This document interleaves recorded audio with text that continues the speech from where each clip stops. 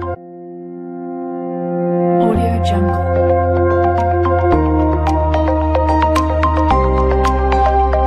Audio Jungle.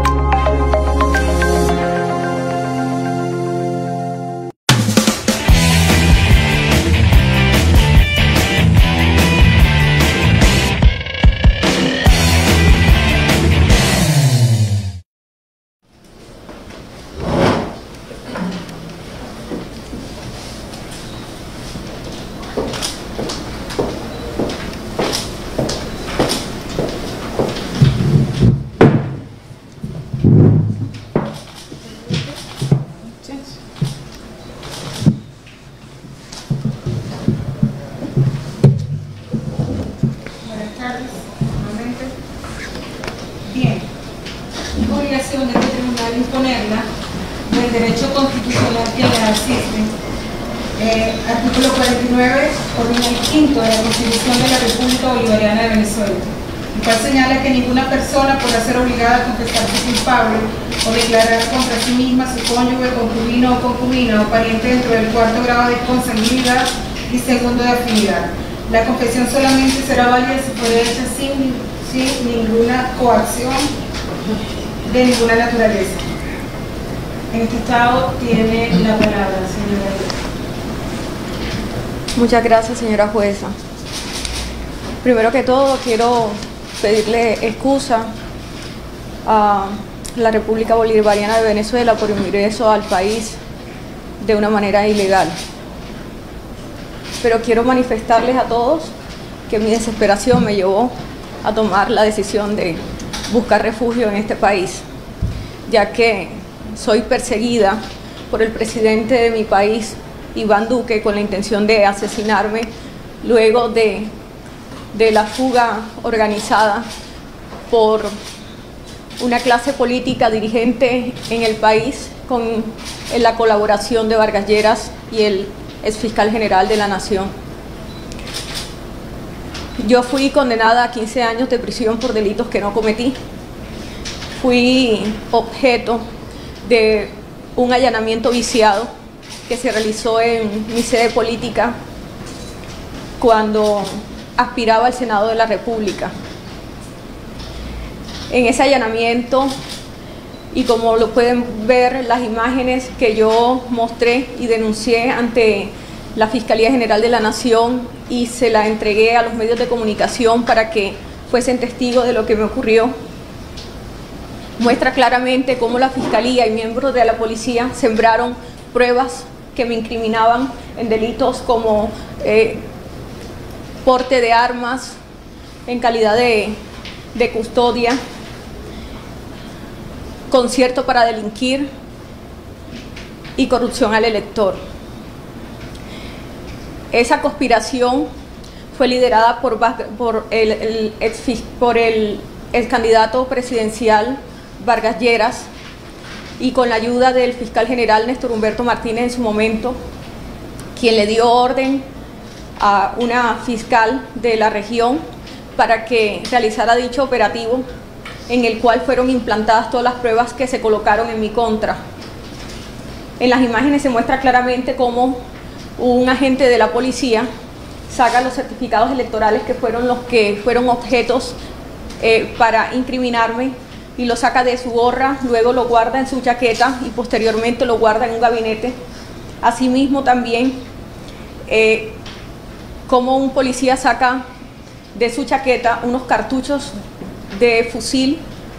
que no van acorde a una sede política, que tampoco existía esa arma en mi sede política,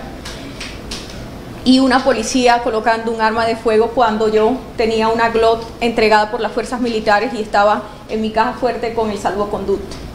Todo esto es para decirle, señora jueza, que está más que claro que lo que hicieron conmigo fue un montaje para quitarme del paso, y no solamente para eso, para inhabilitarme y guardarme bajo prisión para que los líderes políticos tradicionales de Colombia pudieran seguir trabajando de la manera que lo venían haciendo. Luego que me privaron de la libertad. Fui sometida a maltrato psicológico, maltrato físico. Le pagaron al capitán Álvarez, que era quien estaba a cargo de la cárcel El Buen Pastor, para que me maltratara y para que permanentemente hicieran operativos en mi celda, tratando de buscar si yo guardaba dentro de la misma pruebas en contra de los que sabían que yo tenía pruebas contundentes para demostrar la corrupción que se maneja en el país. Luego,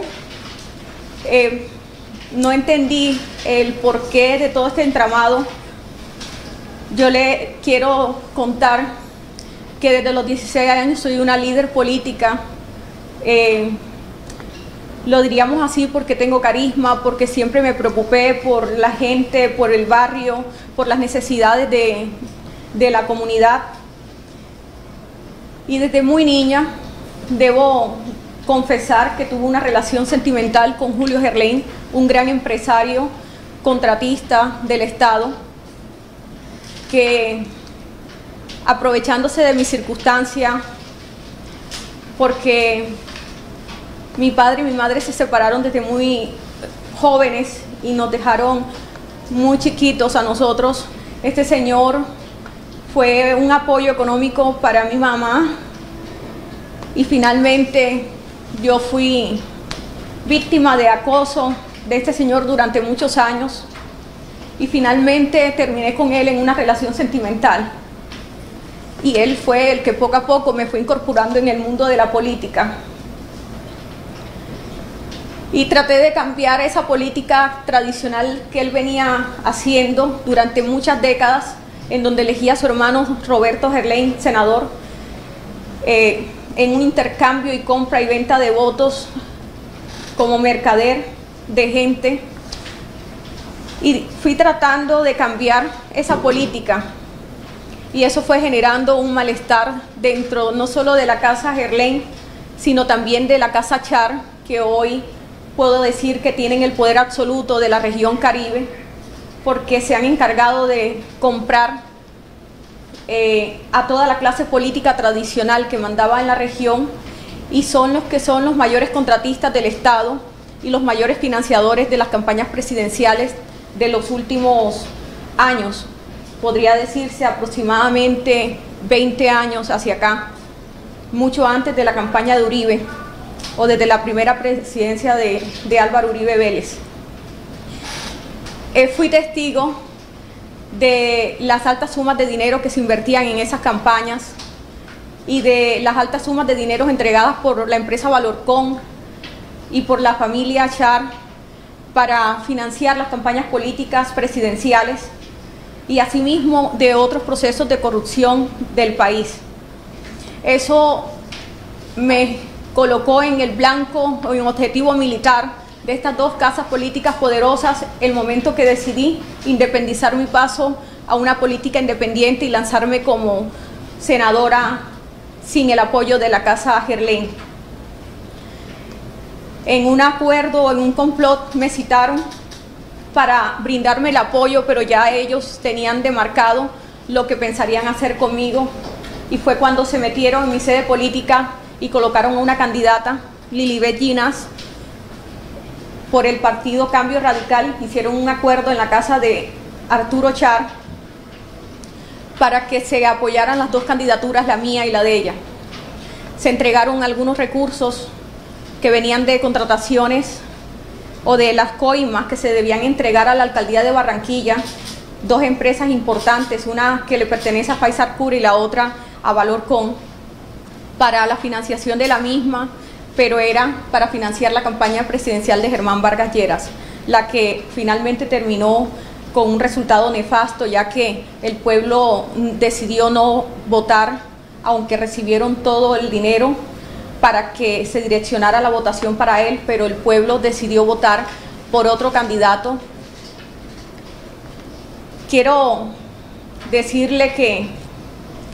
cuando estuve privada de la libertad citaron a Arturo Char para abrir la investigación por el proceso por el que yo fui condenada, y me ofreció que me iban a ayudar a quitarme los cargos porque ellos entendían que yo era inocente y que ellos lo iban a demostrar. Y yo sabía que la trampa la tendieron ellos y me hicieron declarar, además de amenazas que hicieron contra mi madre, contra mi padre y mi hermana, las que fueron denunciadas públicamente. Fui a declarar a favor de ellos el día 5 de septiembre y el 15 de septiembre recibí la condena en mi contra y posteriormente llamé para decirles que iba a declarar en contra de ellos, aunque no tuviera ningún beneficio, ya que todos mis derechos en Colombia me fueron vulnerados, todos a defenderme, todas las pruebas que entregué sobrevinientes de videos, pruebas contundentes para demostrar mi inocencia, me fueron negadas, porque estoy segura que hasta los magistrados fueron sobornados para hundirme. Cuando quise hacer un acuerdo con la Corte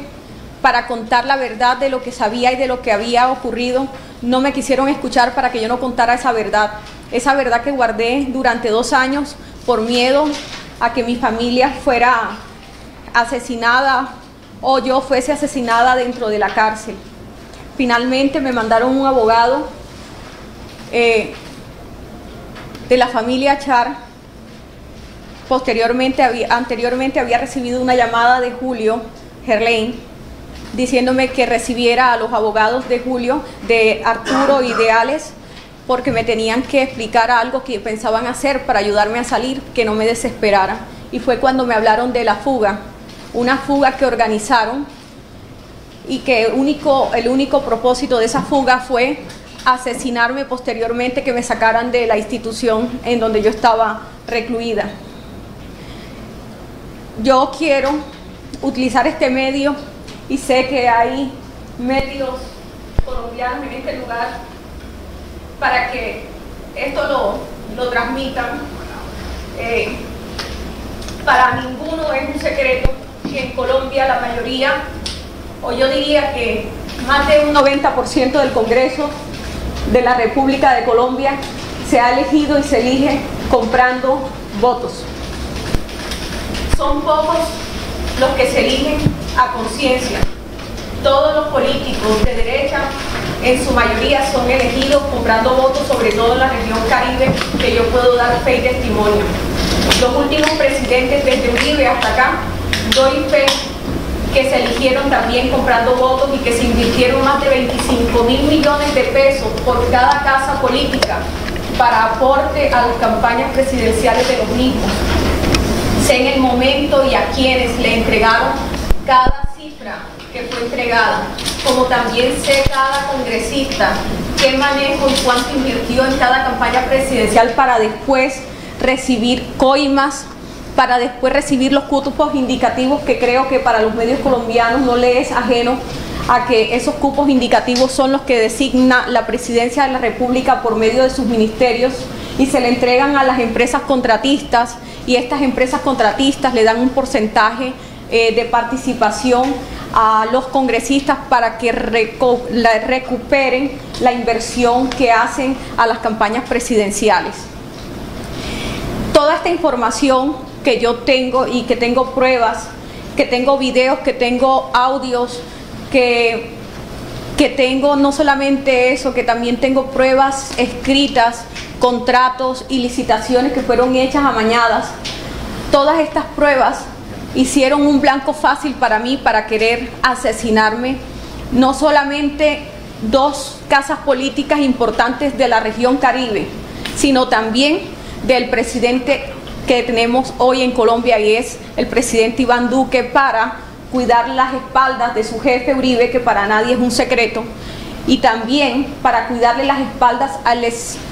fiscal general de la Nación, Néstor Humberto Martínez, a quien le tengo grandes secretos, como el momento en que lo eligieron el ministro de ministro, el superministro, y fue nombrado como cuota política de la empresa Odebrecht y de Luis Carlos Sarmiento Angulo, para garantizar que toda la contratación entregada a la empresa Odebrecht fuera destinada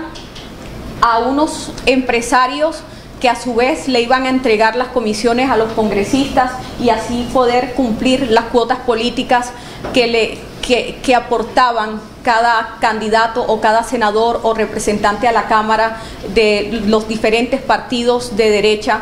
ya que los de izquierda nunca participan en el tema que es conocido popularmente en Colombia como la mermelada. Néstor Humberto Martínez, luego de ser elegido superministro con el objetivo de garantizar la contratación y el flujo de los recursos para poder recuperar la inversión que se hizo en las campañas presidenciales, la inversión que hizo Luis Carlos Sarmiento Angulo y también la empresa Odebrecht, entre otras empresas. Luego que se comienza a descubrir el entramado de corrupción con el tema de Odebrecht, entendió el presidente de la República que él era necesario colocarlo como fiscal general de la nación, y en esa elección de fiscales es cuando se comienza a entregar unos cupos indicativos a los congresistas que votaron a favor de la candidatura de Néstor Humberto Martínez para que se eligiera fiscal general de la nación, del que yo no apoyé, pero que sí sé lo que se entregó a cada congresista para que apoyaran la candidatura y elegirlo fiscal general de la nación. Una vez se hace fiscal general de la nación, comienza a taparle toda la olla podrida a cada político, no solo de la región Caribe, sino de toda Colombia, a tapar todos los espacios y todas las denuncias colocadas a nivel nacional de todo lo que tenía que ver con corrupción y enlodar a la presidencia de la República, porque no es solamente una presidencia la que está enlodada, son una presidencia tras otra y es como un castillo de naipes que va al caer uno, caen todos. Él tenía que garantizar que todo quedara tapado, pero ahora que se ve inmerso en una investigación, él sale de Colombia y a él no lo persiguen cuando él es uno de los corruptos más grandes que tiene la República de Colombia. Germán Vargas Lleras fue el encargado, como desde que estaba en la vicepresidencia, de garantizar, junto con el fiscal general, que no era en ese momento fiscal sino superministro, de repartir toda la contratación, y finalmente tiene todo el manejo. Cuando no se elige presidente y yo le quito el apoyo político y decido no votar por él a la presidencia, es que organizan toda la trampa que me hicieron para que yo quedara enlodada. Y yo me pregunto, señora jueza,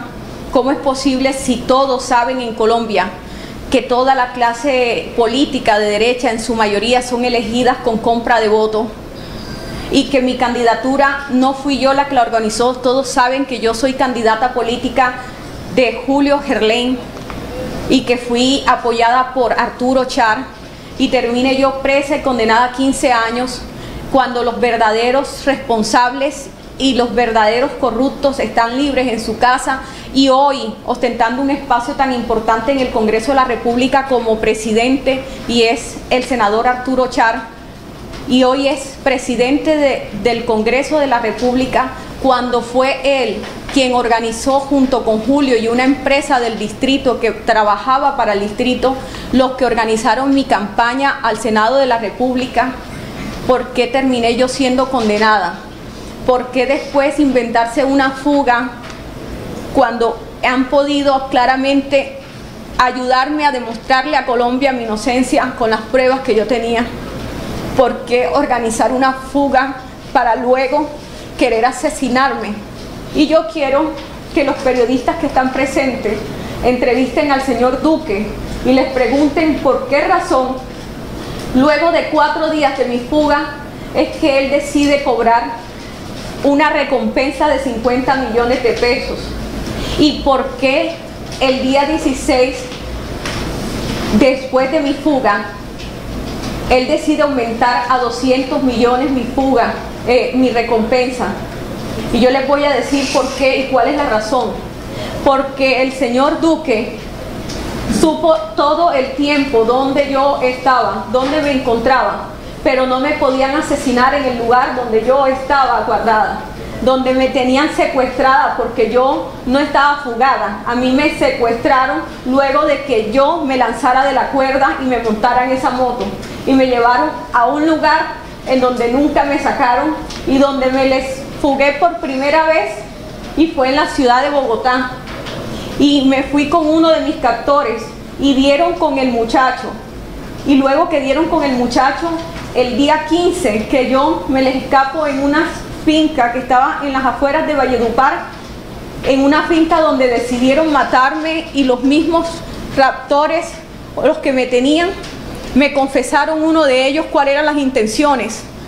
y era asesinarme y enterrarme en una fosa común para que yo no fuera encontrada nunca. Y justo el día que yo me le escapo, Duque al día siguiente aumenta mi recompensa a primera hora en 200 millones de pesos, porque sé que desde el principio él sabía, porque tanto él como la familia Char y la familia Gerlain tienen intereses en común, porque saben que en el momento que yo salga a declarar todas las cosas que tengo contra ellos, y que hoy no terminaría porque son archivos, porque son bastantes pruebas, saben que en el momento que yo entregue todas esas pruebas, no solamente va a caer él, va a caer Uribe, va a caer Santos, va a caer casi media clase política, medio Congreso y el Partido Conservador completo. Yo me pregunto, ¿cuál fue el delito que cometí cuando mucha gente me tilda de corrupta y me dicen que le robé al pueblo? Y no entiendo si es que no conocen por cuáles fueron las razones que me condenaron.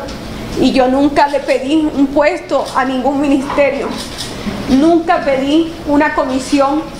nunca me conocieron la cara en ningún ministerio. He sido una mujer transparente, hice parte de la Comisión Segunda, y en la Comisión Segunda como presidente tuve la mejor presidencia en los últimos años,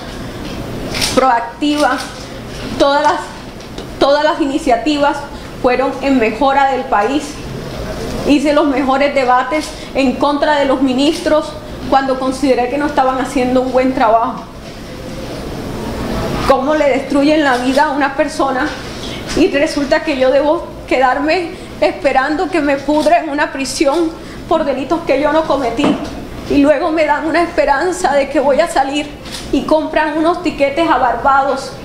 Y los medios de comunicación saben a qué me refiero, porque yo no sé de dónde salió que yo compré unos tiquetes a Barbados y ya estaban comprados unos tiquetes a Barbados. Lo que querían mostrar era que yo me fugué y estaba en una isla paradisíaca, o quizás disfrutando de la vida con otra identidad,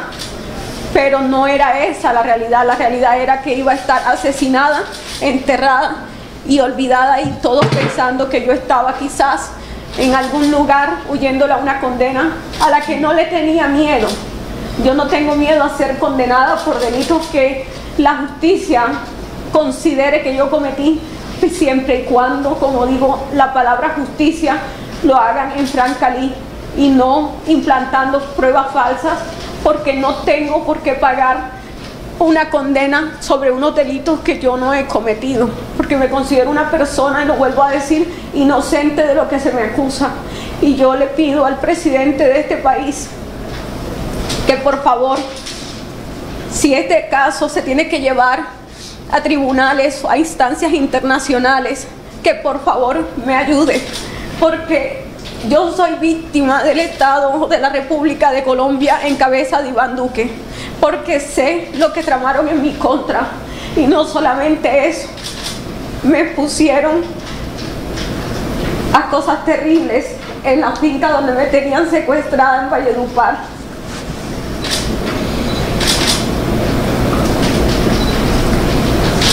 Si de verdad ellos hubiesen cuadrado una fuga, mis captores no hubiesen hecho conmigo lo que hicieron el tiempo que yo estuve secuestrada, y me hubiesen dejado ir en el instante que yo les dije que yo me quería ir. Y no fue así. Tuve que hacer muchas cosas para escaparme de ellos. Me enfermé y pasé mucho trabajo hasta lograr llegar a este país, donde de una manera desesperada atravesé la frontera buscando escapar de toda una maquinaria política que son una base de criminales que tienen nexos con paramilitares, y que quisiera también que pude mirar, después de todas las cosas, que hubo una masacre en Cesar. Me parece raro, me parece es un poco sospechoso que mataron a 3 personas en un municipio de Cesar, y no sé si quizás fue en el mismo lugar donde me secuestraron, y no sé si de pronto son las mismas personas que me tenían secuestradas y a las que me les fugué en retaliación, o quizás para evitar que confesaran quienes los habían contratado para lo que querían hacer contra mí. No estoy asegurándolo, pero hoy pienso cualquier cosa. Y cómo es posible, si yo regreso al país, si regreso a Colombia, quiero que antes de regresar toda Colombia sepa la verdad de lo que tienen que saber, y por qué todo lo que hicieron en mi contra. ¿Por qué no se preguntan cómo condenan a una persona por una práctica que la cometen todos los políticos tradicionales de derecha? Porque no soy la única persona a la que le habrían iniciado un proceso por corrupción al elector, porque en cada esquina de las regiones hay un líder comprando votos, y siempre a favor de algún candidato de derecha. Eso es el pan de cada día. Esa es la manera de cómo la gente sale el día de las elecciones a hacer un festín, porque es un día que llega dinero de todos los políticos, porque le venden el voto a todo el que pueda, y no es un secreto para nadie. Pero yo sí pido solamente 2 cosas. Una, que se me brinde protección a mi integridad, porque me siento en este momento tranquila, y desde que fui capturada aquí creo que he encontrado paz,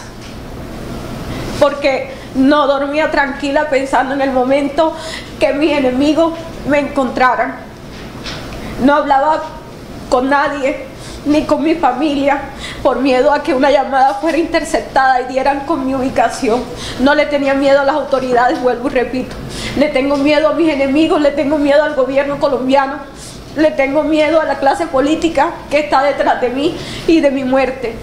Estoy temerosa por todos los que prefieren verme muerta, y estoy abierta a que, si de ser necesario, se abra un juicio aquí en donde yo pueda denunciar todos los actos de corrupción, puntualizándolos. Estoy abierta que si este gobierno permite entrevistarme con los medios que deseen saber la verdad, también estoy abierta, y estoy abierta a todo lo que el gobierno considere que es conveniente, pero pido que se tenga en cuenta también la integridad de mi familia en Colombia, que de pasarle algo a algún miembro de mi familia, sepan que los únicos responsables de lo que me ocurra son el presidente Álvaro Uribe Vélez, la familia Char, me refiero a Fuad Char Abdala, a Alex Char, a Arturo Char, y a la familia Gerlain en cabeza de su hijo Julio Eduardo Gerlain y Margarita Gerlain, hija de Julio Gerlain, quienes organizaron la fuga con la familia Char, y que estoy segura que a espaldas de su papá Julio Gerlain cuadraron lo de mi asesinato. Quiero pensarlo de esa manera, porque no creo que una persona con la que tuvimos una relación extramatrimonial tantos años y que quedaron frutos que por respeto no puedo decir en esta audiencia, se haya prestado para todo lo que hicieron contra mí. y que las autoridades saben, las que llegaron aquí, que lo que estoy diciendo en cuanto al maltrato que recibí en Valledupar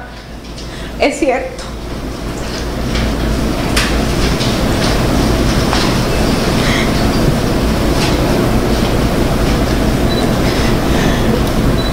Que fui víctima de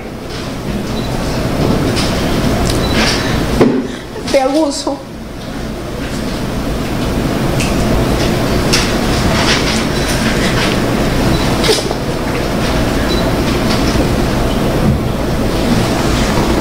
Que me lanzaron a pensar que iba a encontrar una salida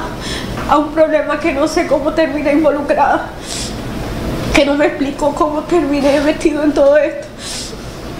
y lo que hicieron fue mostrarme un camino que me llevaba a la muerte. Con lo que les dije de las referencias de los días de los pagos de la recompensa, van a comprender que el presidente tiene mucho que ver en todo, porque está cuidando las espaldas de su jefe político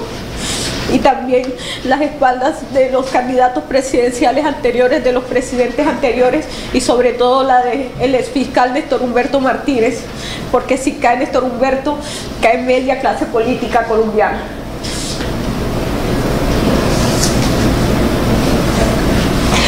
Quiero decirles, aprovechar para hablar del caso de Odebrecht, porque quiero aprovechar este espacio para que los medios que tienen toda la curiosidad de saber muchas cosas que ocurrieron, sepan que la empresa Odebrecht sí entregó una alta suma de dinero para la financiación de la campaña presidencial de Santos, y entregaron el proyecto de Navelena a la empresa Valorcom, a la que no le abrieron investigación, y esa empresa le dio ese negocio en el yate de Julio Eduardo, el hijo de Julio Gerlain, y se lo entregó a favor o por solicitud de Luis Carlos Sarmiento Angulo, dueño del Grupo Aval y casi dueño de Media Colombia, y le entregaron el contrato de Navelena. Asimismo, sé los contratos que entregaron en el distrito de Barranquilla y desde el Ministerio de Defensa, cuando Germán Vargas Lleras era el ministro, entregó 5.000 viviendas a Valorcom para que éste le votara a favor de la reelección. Y estoy abierta a seguir dándole la información y las pruebas de los contratos entregados, campaña presidencial por campaña presidencial, y una vez elegidos presidentes, cómo ellos pagaban las coimas y cómo les repartían a cada congresista sus cupos indicativos para satisfacerlo. Y los que tengan curiosidad del tema por el que me investigaron, yo fui candidata de Julio Gerlain, de Valorcom, como cuota política para que Vargas Lleras midiera mi votación, con un acuerdo que hicieron con la familia Char, y ellos fueron los que invirtieron y los que financiaron y los que organizaron todo el tema y todos los recursos que se destinaron para mi campaña a las personas que me apoyaron. Pero si bien es cierto, en esa candidatura, en la sede política, habíamos dos candidatas. Estaba mi persona y Lilibet Ginás, candidata de Cambio Radical. Yo me pregunto, así como el señor fiscal general de la Nación una vez hizo el nefasto allanamiento que hizo en mi sede política para incriminarme, ¿por qué no salió a decir que Lilibet Ginás, que era de Cambio Radical, era la líder de la organización criminal? ¿Y por qué decir que fui yo, si las dos éramos candidatas? ¿Por qué opacar el nombre de una y callar el partido que estaba apoyando en esa sede política? ¿Y por qué incriminarme solo a mí? porque está claro que ese montaje era destinado para hundirme a mí y no a Cambio Radical, ni tampoco a Lili Bellinas, que era la candidata de ellos. Yo tengo muchas cosas que decir, pero me quedaría corta y quizás recordar tantas cosas me nubla el pensamiento y me afecta, quizás un poco emocionalmente, pero solicité esta audiencia más que todo para pedirle, señora jueza, que de alguna manera, no sé de qué manera sea posible, el presidente Nicolás Maduro mira mi caso y si lo puede llevar y extender hacia relaciones diplomáticas con otros países, entre esos a la Corte Interamericana de Derechos Humanos, que me ayuden porque le tengo miedo a volver a mi país, en donde sé que posiblemente atenten o intenten nuevamente atentar contra mi vida como ya lo hicieron en repetidas ocasiones. Gracias. Bien, gracias. ¿La defensa tiene alguna pregunta para la ciudadana Aida? No, ciudadana, pues en este momento no tiene ninguna ¿El pregunta. Ministerio Público? Bien. El tribunal sí tiene una pregunta, señora Aida. Fíjense. ¿Tuvo usted la oportunidad alguna vez de realizar una declaración como esta en su país, en su proceso? No, señora jueza, a mí no me permitieron en mi país declarar y las veces que lo solicité, cabe recordar esto que se me había pasado. Yo tenía una cita el 1 de octubre con la Fiscalía. Yo me puse 2 citas con ellos. La primera cita, cuando pensé declarar, le llegó esa información al señor Fuad Char, porque ellos manejan la Fiscalía, la maneja Vargas Lleras, como la sigue manejando hasta ahora, y el fiscal que está en este momento también es colocado por Germán Vargas y sigue siendo discípulo del fiscal anterior. Ellos avisaron a las familias que yo pensaba declarar en contra de ellos y me llamó Julio a regañarme, a decirme que cómo iba a hacer esa locura, y fue cuando por primera vez amenazaron a mi familia. Entonces yo desistí y cambié la fecha, y la fecha me la volvieron a colocar para el 1 de octubre. Y antes de esa, de esa cita, estaba citada para las 2 de la tarde, y fue el mismo día que ellos organizaron la fuga en donde planearon asesinarme. Y fue el día que me fugué, el día que yo pensaba de una manera voluntaria denunciar ante la Fiscalía. Ellos no iban a permitir que yo declarara. Nunca me lo permitieron, y tampoco en mi proceso no me permitieron declarar, ni la posibilidad de decir, bueno, yo voy a confesar estos delitos que cometieron, pero quiero decir que soy inocente de lo que se me acusa. No me dieron la oportunidad de decir la verdad de todas las cosas que conocía. Bien. ¿Cómo considera usted entonces que fue el proceso en su país, la investigación que se le llevó en su contra?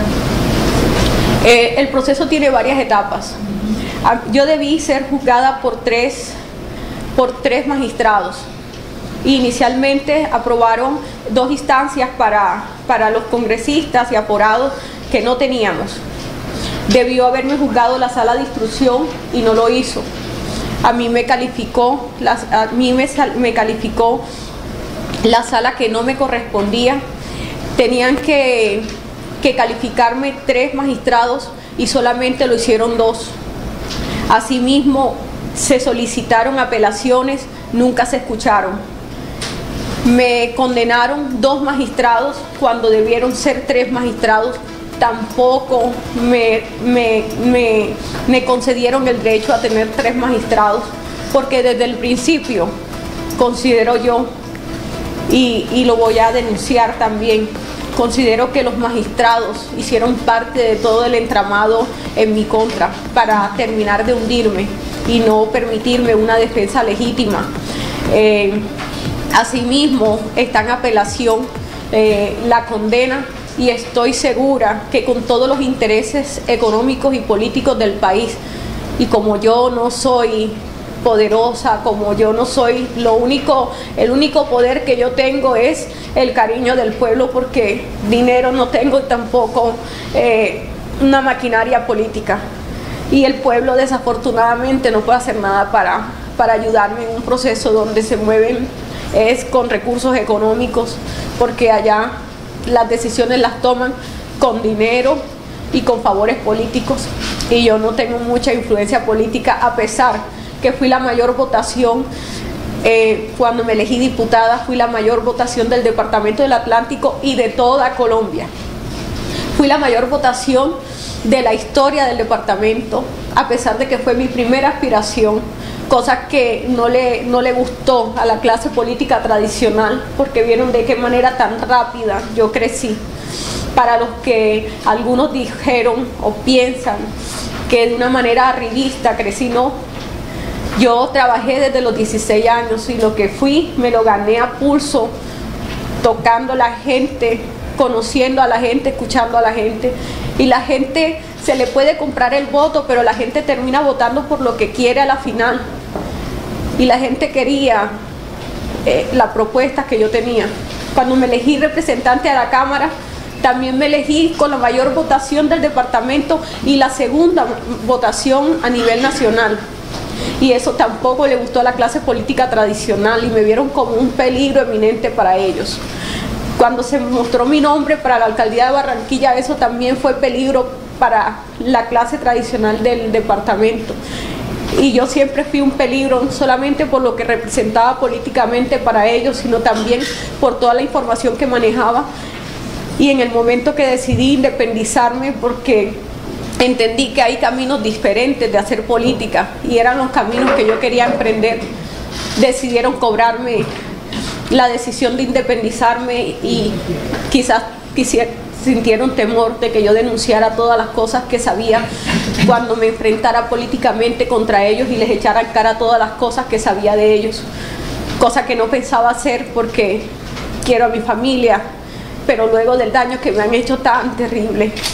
después de caer presa sin entender el porqué, de tener un hijo adolescente que